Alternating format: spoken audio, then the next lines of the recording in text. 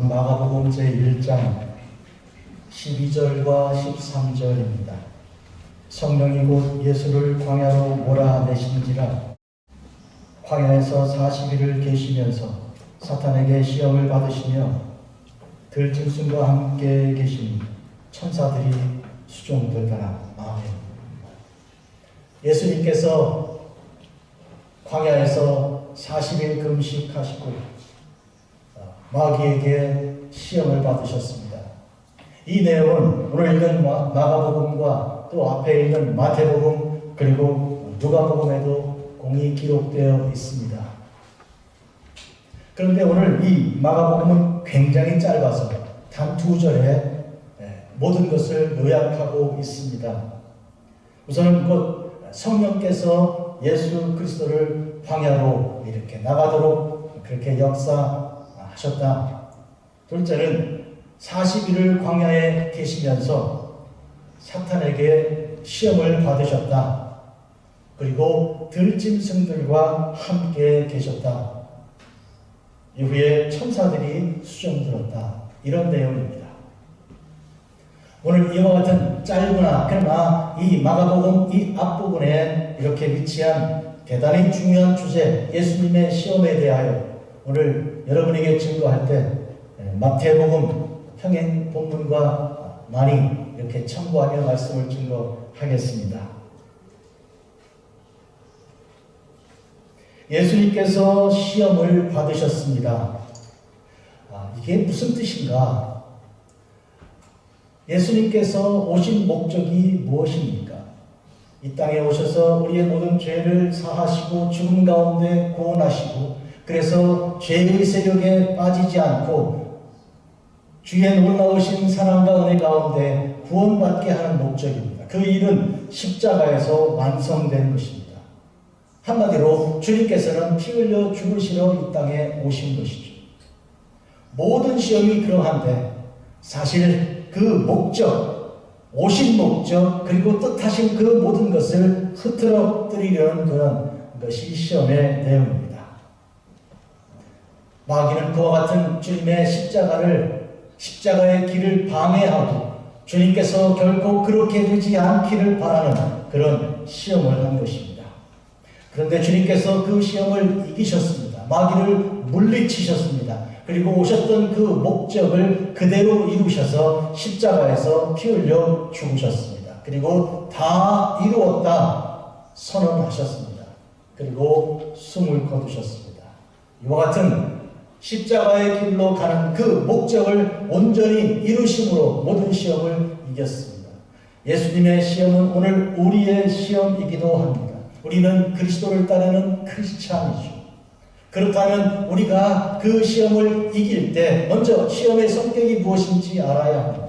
내가 부르심받고 살아가는 삶의 목적을 방해하고 그것을 이루지 못하게 하는 것이 시험인 것을 알고 시험을 이길 때는 반드시 내 목적이 이루어지기를 여러분이 목적하고 목표하고 그렇게 붙들고 있어야 하는 것입니다. 그런데 그것을 이루기 위하여는 내가 할 수 있지 않습니다.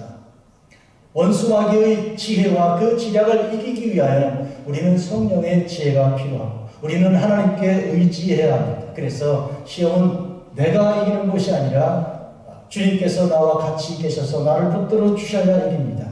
예수님의 이름으로 이깁니다. 내 이름 갖고는 되지 않습니다. 이걸 우리가 분명히 알기를 바랍니다. 마태복음에 따르면 이 시험하는 자, 이 사탄이 와서 3가지로 시험했습니다. 첫째로 돌을 떡으로 만들어 먹으라.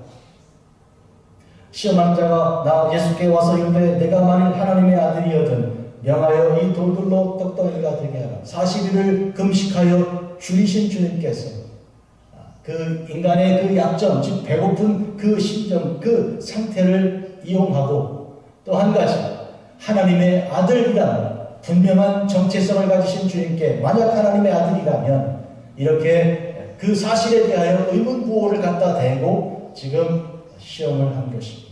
주께서는 이렇게 대답하셨습니다. 기록되었을 때 사람이 떡으로만 사는 것이 아니요 하나님의 입으로 나오는 모든 말씀으로 살 것이라 하였느니라. 예수님 오신 목적이 무엇이었습니까? 말씀드렸죠. 십자가를 지고 죽으시는 것입니다. 십자가의 죽으심으로 우리에게 오는 그 구원의 은혜 어떤 무슨 모습입니까? 당신의 몸을 우리에게 생명의 양식 떡으로 주시는 것이죠.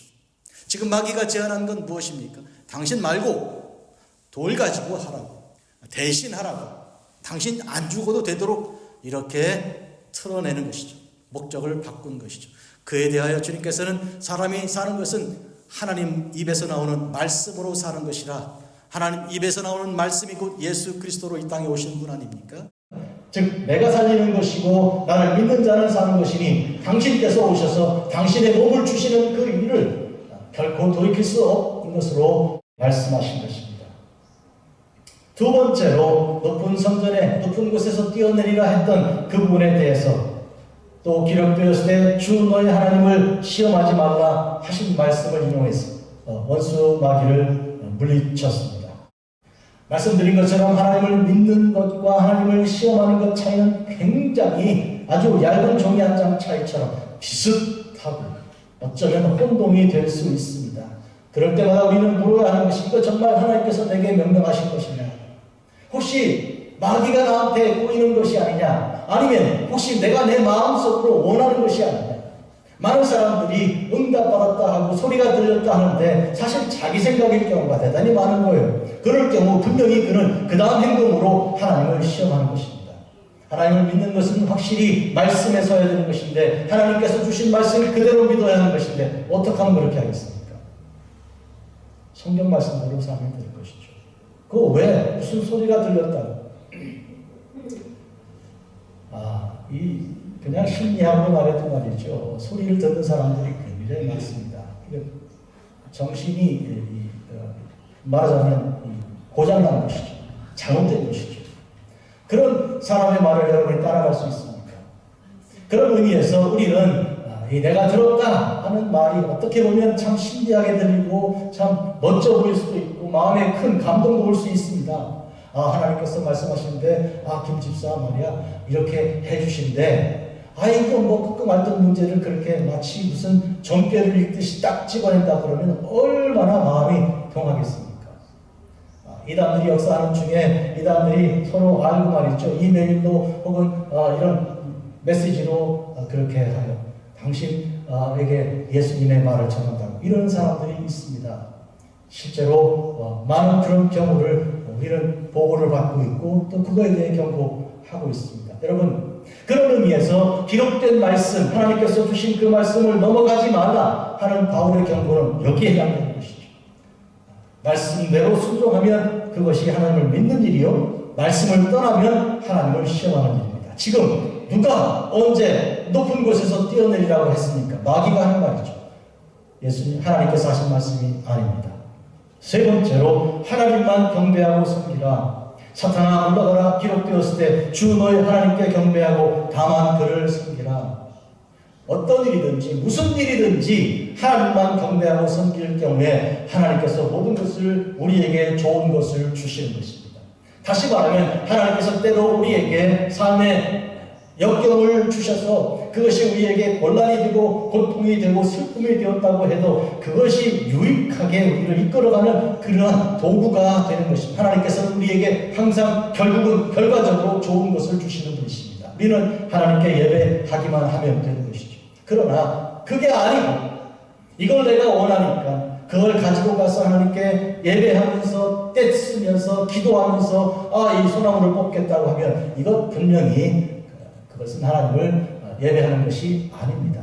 예배하고 난 다음 하나님께서 우리에게 허락하시는 그것이 우리에게 축복이 되는 순서가 이렇게 달라졌습니다. 이런 의미에서 예수님께서는 대원칙 하나님만 예배하라 이렇게 말씀하신 것이고 눈으로 보고 보이는 것 그에 대한 열망과 욕심과 욕망에 대하여는 단호하게 찬란해 버리신 것을 알 수 있습니다. 이렇게 하여 마태복음에 따라 세 가지로 시험한 자에 대하여 주님께서 대답하셨는데요. 모두 다 구약성경 그 중에 신명기 말씀을 가지고 대답해 주셨습니다. 신명기는 어디서 기록된 말씀입니다? 이스라엘 광야 40년 여정을 마치고 모압 땅에서요. 가나안을 향해 넘어가기 직전에 광야에서 태어난 지난 이 세대에게 주신 말씀입니다. 이 배경은 이스라엘 40년 광야 생활입니다. 예수님께서 40일을 광야에서 지금 줄이셨던 것과 이스라엘이 40년을 광야에서 이렇게 행진하여 드디어 요단강을 건너 가나안 땅을 바라보고 있는 현장과 굉장히 비슷한 것이죠. 여기서 무엇입니까? 예수님께서 사람이 떡으로만 사는 것이 아니요, 이 말씀도 주 하나님을 시험하지 말라 하는 말씀도 오직 하나님께만 예배하라는 말씀도 모두 다 신명기에서 나왔는데 이 다 광야 생활을 통해 이스라엘에게 교육하고 훈련하고 주신 명령의 말씀입니다. 여러분, 여기서 우리가 기억해야 하는 것은 광야는 아무것도 없는 곳이므로 핍절된 곳입니다. 궁핍한 것이, 누구나 광야에 들어가면 다 궁핍한 자가 되죠. 그러나 시편 23편에 고백한 것처럼 여호와는 나의 목자이시니 내가 부족함이 없으리로다 했던 시편 23편의 배경이 이스라엘의 광야 생활 40년이에요. 한마디로 말하면 거기서 카사, 즉 부족하다 하는 그 말은 광야 생활과 반드시 밀착되어 있는 거예요. 광야의 원칙이, 광야의 본질이 부족입니다. 아무것도 없죠. 물도 없죠. 먹을 것도 없죠. 아무것도 없는 그게 원칙. 그러나 거기에 아니라고, 노라고, 없다고, 부족하지 않다고 강조하는 까닭은 왜? 하나님께서 모든 것에 모든 것이 되어주셨기 때문입니다. 하나님께서 그와 같이 계셔 이스라엘과 함께 계셔서 모든 궁핍함을 없게 하신 분이시기 때문이죠. 그런 의미에서 우리는 인생을 광야로 지나가고 있는 것이죠. 하나님 없이 우리에게 보이는 이 모든 것은 사실은 궁핍이고 핍절입니다. 아무것도 사실은 없는 것, 있는 것처럼 보이지만 신기루에 불과한 것. 이 세상의 모든 것이 다 그런 것이죠. 여러분이 얼마나 많은 사랑과 얼마나 많은 그런 기쁨을 추구하기 위해서 세상 것을 추구하였습니까? 쌓아놓고 그렇게 하였으나 결과가 나타난 것이 무엇입니까? 실체는 아무것도 아니다. 내가 뭘 이것을 위해서 이렇게 수고했나? 허탈하고 허망하다. 신기루였구나. 이게 이 세상에 있는 것들의 실체입니다. 여러분은 결국 광야에 살고 계십니다. 여기에서 우리는 사는 방식이 하나님 말씀으로 사는 것입니다. 해서 신명기에 분명히 기록한 것은 하나님께서 너희를 굶주리게 하시고 줄이게 하시고 광야의 길을 걷게 하신 까닭이 무엇이냐? 오직 하나님 말씀으로만 사는 것을 알게 하기 위한 것이다. 광야를 지나면서도 그런 교육을 통해서 알아야 할 것은 하나님의 말씀으로 우리가 사는 것을 배워야 되는데 광야 생활로 고통과 괴로움 겪은 이후에 그거 못 배우면 괜히 헛고생하는 것이죠. 여러분의 삶에서 눈물과 고통과 삶이 그런 광야의 생활을 했는데 그런데 하나님의 말씀으로만 내가 산다는 그것을 못 배웠다면 지금 배우셔야 됩니다. 오늘 2025년 1월 두 번째 주일 지금 배우셔야 됩니다. 아하, 내가 하나님 말씀으로 사는 것을 몰랐다. 알았는데 채 믿기지 않았다. 그러면 오늘 지금 믿으셔야 되는 것이죠. 믿으시면 아멘. 그렇게 가야 합니다. 이 모든 세 가지 시험은 다 예수님의 십자가의 길을 막는 것이라고 말씀드렸습니다. 첫째로 돌을 떡으로 만든다. 당신 몸이 아니고 돌 갖고 와. 당신 죽을 필요 없다. 왜 죽냐? 이것이 시험의 내용이었습니다. 우리가 보통 예수 그리스도를 믿는 믿음 안에 살아갈 때 우리가 예수님 때문에 고난당하고 예수님 때문에 여러 인간적인 그런 좋은 것 다 포기하고 살아갈 때 사람들이 말합니다. 그럼 왜 그렇게 하냐? 그렇게 하지 말고 다른 거 갖고 하라. 우리가 보통 그렇게 하죠. 돈이면 다 된다 해서 돈 가지고 하라고 돈 가지고 그 돈 주면 되는 건데 뭐 이렇게 해서 너 자신을 하지 말고 너의 시간과 너의 생명과 너의 삶 걱정과 염려와 기도와 간구 이런 거 하지 말고 돈 갖고 하라. 이렇게 말할 수 있지만 그러나 우리는 우리가 가야 하고 내가 챙겨야 하고 내가 마음을 써야 하는 것이잖아요. 이것처럼 오늘 주님께서 당신의 몸을 찢어서 우리에게 먹을 생명의 양식으로 주시는 일을 돌로 바꿀 수 없다. 능력이 있지만 그렇게 하실 수 있지만 그것은 하나님의 뜻이 아니었습니다. 하나님께서는 이 세상을 사랑하사 모든 사람을 사랑하사 독생자를 주셔서 누구든지 예수를 믿고 그 예수님을 믿고 주시는 그 생명의 양식을 먹기만 하면 영생 얻게 하신 것이잖아요. 그러니 이걸 먹기 위해서는 주님은 죽으셔야 하잖아요. 하나님의 뜻입니다. 두 번째로 높은 데서 내려오라. 이것은 단순히 내려오면 천사가 붙들어 줄 것이라는 것보다는 여기는 하나님에 대한 그 믿음, 그 하나님의 그 목적을 방해하는 뜻이 있습니다. 여러분 아시잖아요. 예수님께서 반석 위에 당신의 교회를 세우겠다고 할 때 베드로는 신앙 고백을 기가 막히게 하였습니다. 주는 그리스도시요 살아계신 하나님의 아들이십니다. 마태복음 제16장입니다. 그에 대해 주께서 이는 너의 아버지 요한의 통해서 육신의 지식으로 나온 것이 아니라 바로 하늘아버지 내 아버지께서 너에게 주신 것이라고 말씀하시고, 내가 이 반석, 내가 지금 한 그 신앙 고백, 주는 그리스도시요 살아계신 하나님의 아들이라는 그 고백 후에 내가 하나님의 교회를 세울 것이라고 말씀하셨습니다. 그런데 바로 그 직후에 주님께서 이제부터 내가 십자가를 지고 갈 것에 대해서 말씀하셨습니다. 그런데 바로 신앙 고백했던 베드로가 절대로 안 됩니다. 주여 그리 마옵소서, 이 일이 결코 주께 미치지 아니하리라 하고 주님을 붙들고 항변했습니다. 붙들었다는 말은 손으로 잡았다는 것이고, 항변이란 말은 주님을 꾸짖었다는 거예요. 어른의 아이 꾸짖듯이 그렇게 주님을 꾸짖으면서 무슨 안 된다고 그렇게 하였을 때 주께서 사탄아 너희는 물러가라. 한마디로 말하면 주님께서 사탄에게 시험을 받으셨지만 또 사탄에게 마음이 빼앗긴 자로부터, 그가 베드로였는데 이 시간에 시험을 받으신 것입니다.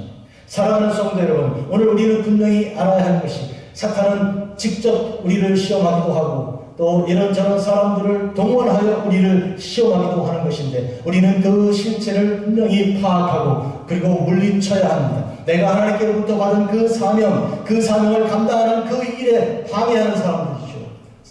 바울이 예루살렘으로 가서 그리고 예수 그리스도에 대한 증거를 할 때 증거하라고 성령께서 그러셨잖아요. 너가 여기서 한 것처럼 예루살렘에 가서 이를 증언하고 또 로마에까지 가서 증언할 것이라 명령을 따라 그런 움직이는 거 아니에요. 근데 제자들이 어떻게 하였습니까? 붙들고 목을 어금막히고 울면서 가지 말라고 하면 죽는다고.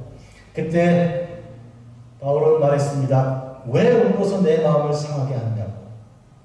그 말은 왜 자꾸 울어서 나 약해지게 하냐고. 나 예루살렘에 가야 된다. 가서 죽을 것도 각오했다고. 나 그렇게 하지 마라. 물리치 눈물 그치라고. 쉽게 말하면 일종의 시험이 왔던 것이죠.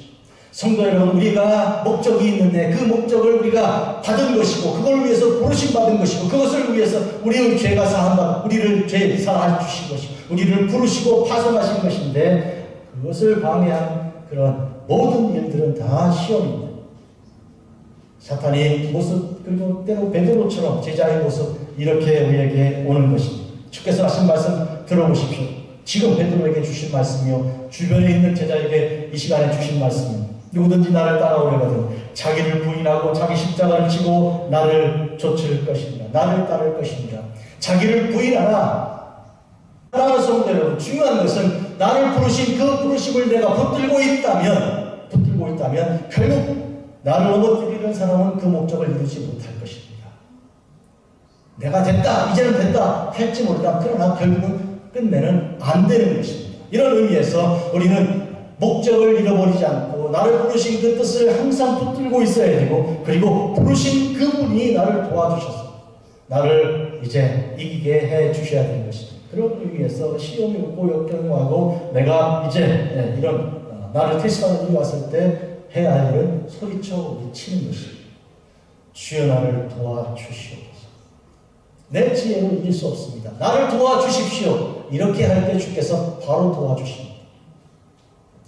우리가 이 창세기 3장에서 이 하와가 시험을 당했을 때, 사탄이 왔을 때 만약에 하와가 소리를 쳐서 하나님 나를 도와주세요 했으면 어떻게 됐을까?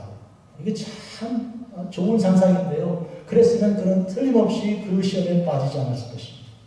그런데 하나님 없이 자기가 해결하려고 했기 때문에 거기에 걸려 넘어진 것입니다. 이런 의미에서 우리는 항상 주님을 믿는 믿음 안에서 주님과 대화하고 주님께서 요청에 눈을 들어 산을 보며 주님 나를 도와주실 것을 믿는 믿음을 항상 가지고 있어야 시험에서 이기게 되는 것입니다.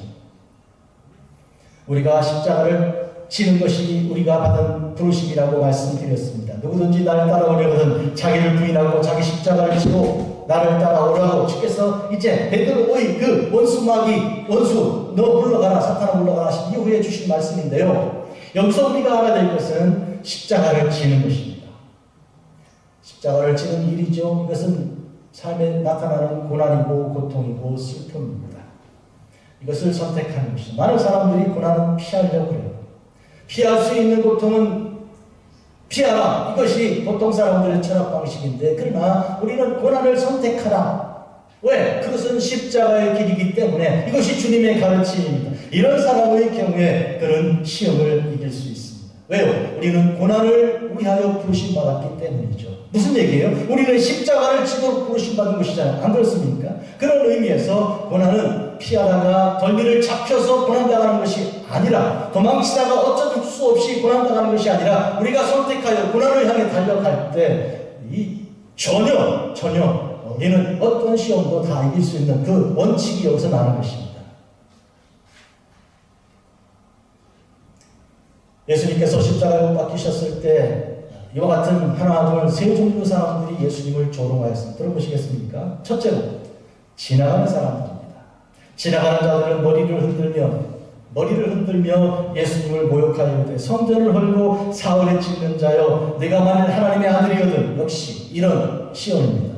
하나님의 아들이라면 자기를 구원하고 십자가에서 내려오라. 지금 두 번째 시험 내용 같은 것입니다. 뛰어내리라.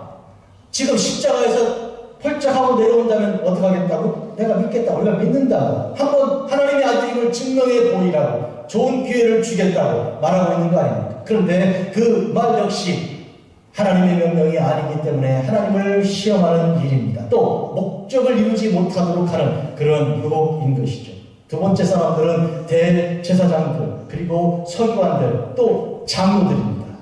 종교 지도자들이 모두 다 합세해서 함께 희롱하여 조롱하면서 그가 남은 구원했지만 자기는 구원할 수 없도다. 그런 이스라엘 왕 아니냐. 지금 십자가에서 내려오라. 그러면 우리가 믿겠다. 역시 뛰어내리라고 지금 종용하고 있습니다. 생각 같아서는 훌쩍 뛰어내려서 그래 내가 못할 것 같으냐 하고 보여주고 싶은 마음이 들지도 모르겠습니다. 우리 보통 사람들의 마음이 그런 것입니다. 근데 우리가 그때 누구 말을 듣느냐가 중요한 것이죠. 어떤 행동을 할 때 지금 내가 누구 말을 듣고 이 행동하는 거냐 하고 점검하셔야 됩니다. 반드시 그렇게 하셔야 됩니다. 안 그러면 여러분의 수고가, 여러분의 노력과 그 모든 희생이 결국 하나님을 시험하는 것이 되고 말 것이기 때문입니다. 성도 여러분, 원칙으로 돌아갑시다. 우리는 하나님 명령 아니면 움직일 수 없습니다. 하나님께서 이거 하라면 하고 저거 하라면 저거 하는 것이고 가라면 가고 오라면 오는 것입니다. 우리가 잘 아는 것처럼 백부장의 믿음이 그와 같았습니다. 주님 명령하시면 됩니다. 저도 밑에 사람이 있거든요. 명하면 다 말 듣습니다. 주님 명령하시면 되는 거죠. 우리가 이와 같은 하나님의 종으로 부르심 받아서 하나님께서 명령하시는 그대로 명령하시면 움직이는 마귀의 말에 귀를 기울여서는 결코 안 되는 것입니다. 지나가는 자들, 대제사장들, 서기관들, 장로들. 이제 마지막입니다.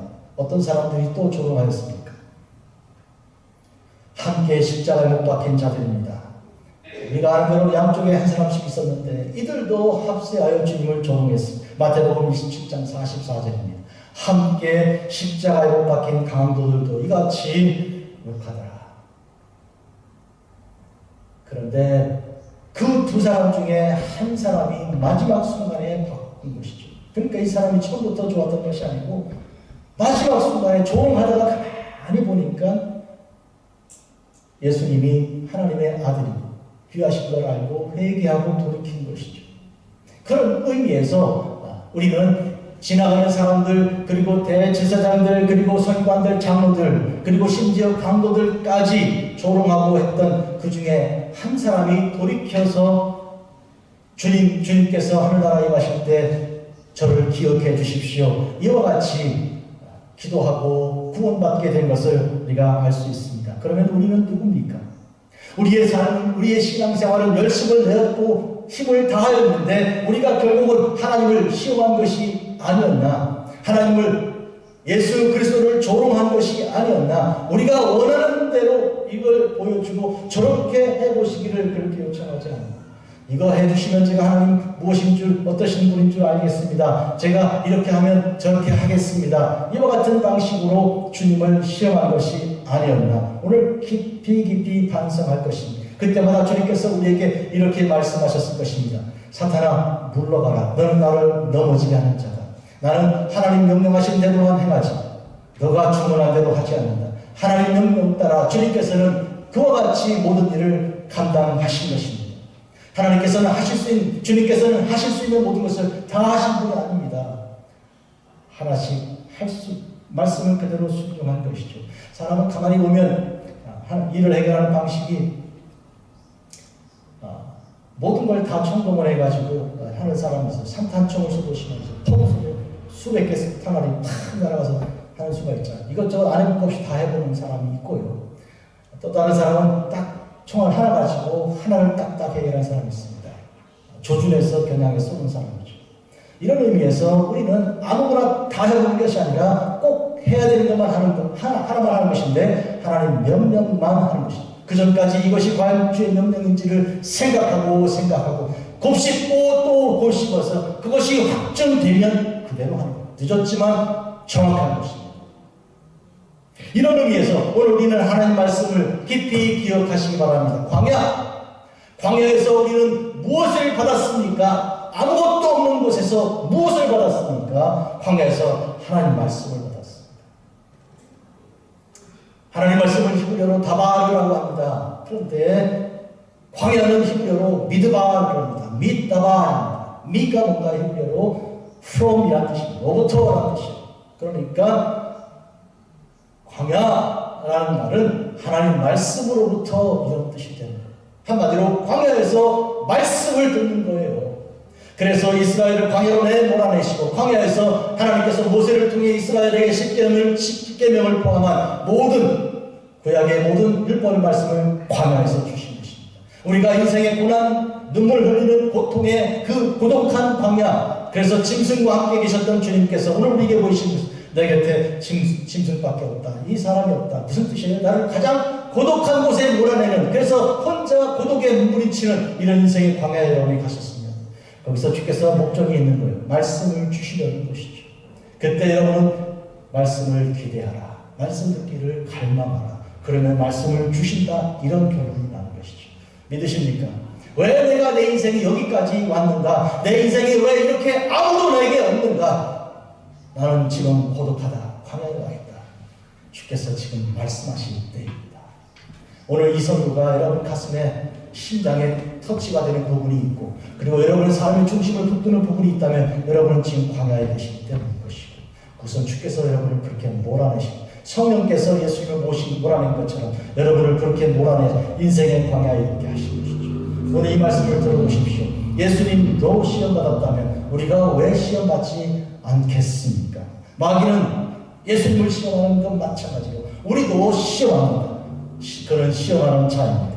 우는 사자와 같이 삼킬 자를 두루 찾는 마귀는 반드시 시험합니다. 어떤 사람은 이제 됐다. 나 여기까지 왔으면 이제 된 거야 라고 마음을 먹는 그 순간 넘어지는 것이죠. 그래서 사도 바울은 일어선 줄 생각하면 선줄로 생각하는 자마다 넘어질까 조심하라 그렇게 경고하였습니다. 성도 여러분, 나이 80대고 90대고 이제 이렇게 되면 이제 뭐 내가 시험 왜 받겠나 무슨 소리 하십니까? 그렇지 않습니다. 때도 장소도 다 마귀는 결코 마지막 순간까지 포기하지 않는 것입니다. 그러나 우리가 기억해야 할 것은 우리 주님도 우리를 버리지 않고 포기하지 않는다는 것을 알아야 합니다. 우리 주님이 더 강하신 분이라는 걸 알아야 합니다. 이 마지막 강도, 주께서 이제 그를 구원하여 나무에 함께 데리고 간 그 강도는 그 마지막 순간에 어쩌면 주님의 그 말씀, 아버지여 저들을 용서하옵소서 하는 그 말씀을 들었거나, 아버지 내 영을 주님께 내 영혼을 부탁하나이라는 말씀을 곁에서 생생하게 들었거나, 어쨌든 어떤 말씀을 통해 그의 마음이 움직였을 것이고 그 마지막 순간을 주님께 드리는 그런 절대 변화가 나타났던 것인 것입니다. 우리의 삶이 혹시 이와 같이 마지막 순간 올 때까지도 주를 의심하고 시험하고 조롱하는 삶이었다고 해도 여러분, 주님의 능력으로 지금 변화될 수 있습니다. 지금부터 달라질 수 있습니다. 얼마 남지 않았다고 해도 이제부터 주를 위해 살아갈 수 있습니다. 시험하는 삶 이제 끝내고 이제는 믿는 삶으로 살 수 있습니다. 기도하겠습니다. 거룩하고 자비로우신 아버지 하나님, 우리의 심령을 주께서 불쌍히 여겨 주옵소서. 지난 날 동안 믿는다고 하면서 주를 찬송한다고 하면서 날마다 주를 결국은 시험했던 저희들을 용서하여 주시옵소서. 이제부터 주를 믿되 말씀하시면 그대로 믿겠습니다. 원수마귀 아무리 나를 유혹해도 거기에 마음 두지 않고 오직 주님만 예배하고 섬기고 주께서 주시는 것으로 만족하며 살겠습니다. 자비로우신 주님 우리를 도와 주시옵소서. 우리를 시험에 들지 말게 하시옵소서. 다만 악에서 주시옵소서.